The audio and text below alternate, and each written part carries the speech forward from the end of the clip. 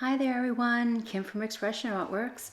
So I have this cute little wood chunky cutout home that I think I got from Hobby Lobby, and I'm going to be using Waverly chalk paint and plaster, and I'm just going over the home. Now the home did come unfinished, but I had previously stained it, so that was already done, and I wanted to kind of give it like a dimensional two-tone kind of weather distressed look, and I thought how nice that plaster would be because I didn't want the stark white, and this is more like a creamy white, and I love that color combination.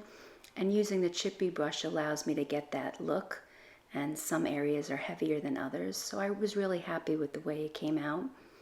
And then from here I just wanted to dry it really well because I'm going to be applying the transfer from this Essential Stencil Wildflower Bunnies collection. And here you could see the two sheets that you get, and I'm going to be going with this cute little fellow. And they're so cute because they all have these wildflower headbands around them, and they're sitting in wildflowers.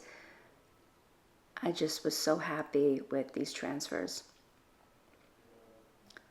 So again, like I said, you want to make sure your surface is fully dry so the transfer adheres really well.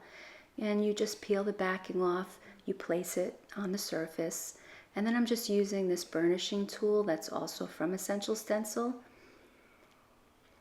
And what that's going to allow is a nice adhere to your surface. And when I peel away, I don't peel away like I'm peeling off a band-aid. You don't want to go fast, you want to take your time, peel low and slow. That's my motto. Because if I notice any of that transfer trying to come up, then I have my burnishing tool in hand, and I could just go back right over it and make sure it's fully down. And there you go, and you have your cute little craft. Thank you so much for joining me.